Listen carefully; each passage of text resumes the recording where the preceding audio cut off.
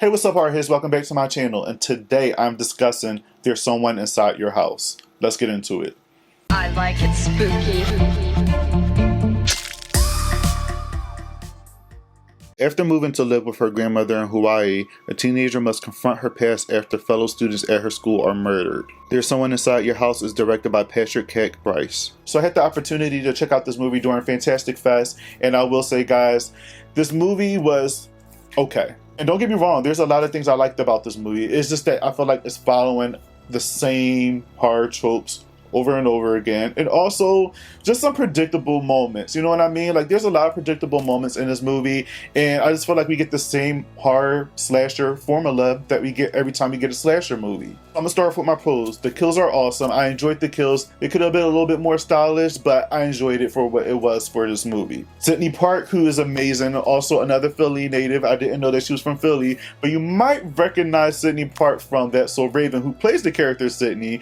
She was so funny and adorable in that show, and I loved her so much. So to see her, a person of color, also from Philadelphia, in a horror movie, and the lead at that, I was super excited for her, and actually super impressed with her character. I wanted a little bit more growth from her character in this movie, but I enjoyed what we got so far, and I feel like she knocked it out the park. Her friends were likable, and I think they were likable to the point that I wanted to know more about them. Like, I liked her little circle, minus maybe two of them, but I wanted to know more about them. And I feel like this movie probably would have been perfect if it was a TV show. If it was an original TV show, I think it would be amazing to see these characters grow. You follow them on their journey, and it hurts more if these characters are getting murdered, and you feel some type of way about it. So I feel like in this movie, I liked them, and I wanted to see more from them, and when they were getting X'd off, it was just like, alright, well, there it goes. Like, I didn't know much about you anyway, so bye-bye. Another thing I liked about this movie is that the killer is actually a little different, you know? You get the standard mask killer and things like that, but in this one, you get multiple masks. And what I mean by that is when the killer is going after their victim, they're wearing their victim's face on their face.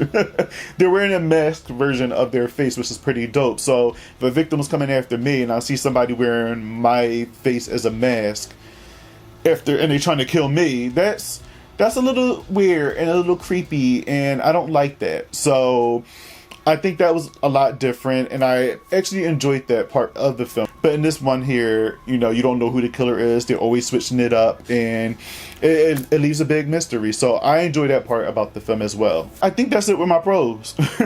Honestly, guys, like with my cons, I just wanted more from this film. It started off strong in the beginning. I expected a lot from this film. And when we got into the movie, I felt like it dragged a lot. The parts that I feel like was supposed to be important kind of went quickly, and I don't know, I wanted some more development with these characters, and maybe even the killer for that matter, but we didn't get any of that.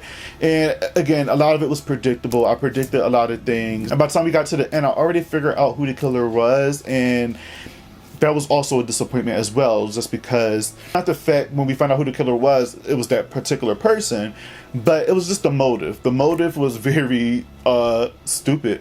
I did not like the motive at all. I heard this movie was a book. I'm sorry, I haven't read the book. If that's true, and if that was the motive in the book, and they try and stick with that, then I mean, maybe it worked better in there. But for the movie, obviously, it just didn't work. It didn't work for me, at least. I just didn't like the motive at all, and I want you guys to watch the movie and find out for yourself and see if you like the motive, because I didn't like it. You're killing off all these people in cool, stylish, you know, artistic ways in a sense, and that's the motive that we get at the end of this film, is I guess the reason why you're doing these things. Like, it just didn't make sense to me, and I just felt that it was kind of stupid, and not even kind of, it was stupid, and I just didn't like it. So maybe if they spent more time with this film, because I felt like it was a little bit jumpy too, like they didn't finish editing certain stuff, and if they did, it was switching back and forth between a lot of situations, and it didn't add up to me. So I feel like this movie probably would have been better as a TV series rather than a movie. But yeah, guys, There's Someone Inside Your House is on Netflix right now. Check it out. Let me know in the comments below. I give this movie a 3 out of 5, a Horror Head watch. It is Horror Head season, so I like that. I didn't even mean to say Horror Head season. Spooky season, but being as though I call horror fans Horror Heads, why not? It's Horror Head season. It's Horror Head season. Check out this movie. I give it a Horror Head watch. Maybe you'll like it. Again, I enjoyed the movie. I had fun with it. It's good to watch around this time, but I just want something more original from a movie like this. If they were to do a sequel, maybe we get a little bit more originality in it. Or if they just do a TV series, maybe they'll just pull out, you know, all the shit that they got and just give us something decent and something different and just blow our minds.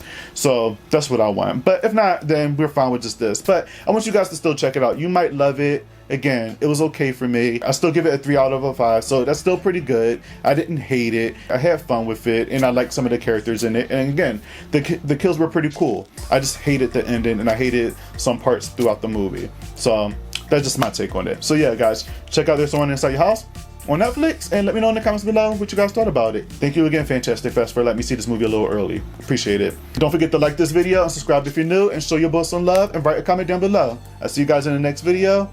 Peace out.